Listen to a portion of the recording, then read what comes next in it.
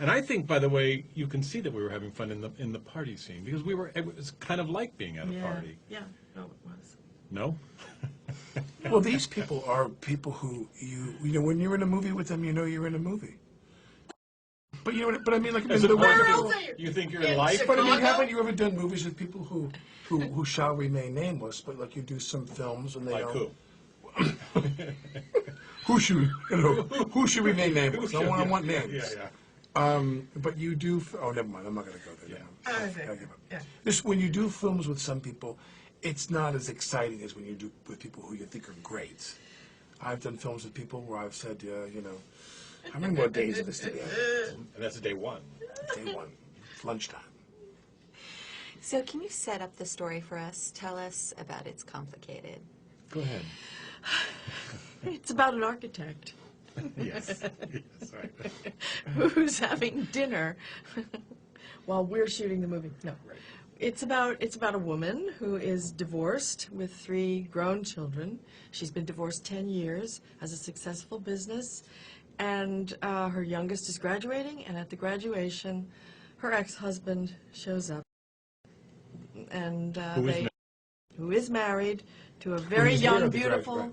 He's at the graduation woman. with you. He doesn't just show up. He's there with you. Yes, but he yes. shows up somewhere else after the graduation.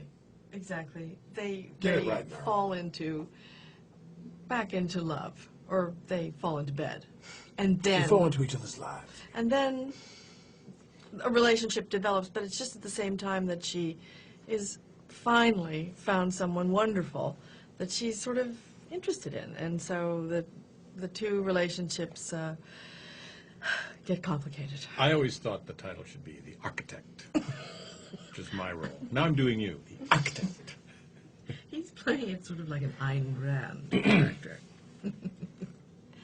Meryl, what did you like about Jane? Well, She had a fabulous house. she did have a fabulous house. And I liked her confusion.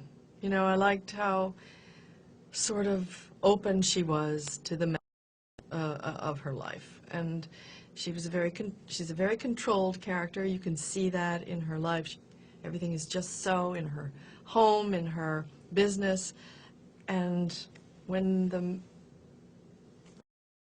enters her life, I like seeing her unravel and trying haplessly to put it back together. And I think she really is trying to do the right thing all the way through by the man that she's newly in love with. Okay, I'm going too long. Oh, God. But I have a hangover and you don't. I know you do. Doing She it was very partying with well. all the You're big asking people me to last tell night. okay. But I you, want to add one you, thing and about the her. plot. I just want to add one thing, which is there was one scene that really crushed me, which was when you were all eating dinner and I had to leave and I don't stay anymore and you're all having dinner. And it was double-edged in one way because that is so painful to, you know, their lives go on and her character has this wonderful relationship with her kids. And they all love to come over there and she cooks for them and they have these fabulous dinners. And that's in real life. Because I'd come to work and she'd be sitting there with her thing, smiling. And most actors I've worked with, you walk up to them and you go, what's so funny? What's going on? And they go, oh, I just got, you know, this script, or I just got, and she'd sit there and she'd go, oh, one of my kids just got a part in the play. Everything was about her kids. It was very sweet. And when I saw that scene in the That movie, scene is sad. it's Yeah. so painful when I have to leave, and you all have you have a family. You know, I at home didn't and realize that too when I saw the film. That really stood out, that scene, because it sort of builds up to that point. Yeah, with the kids. How can a story about divorce and a fractured family be so funny? Well, I think it's in the writing. You know, anything could be funny. Comedy is tragedy plus time.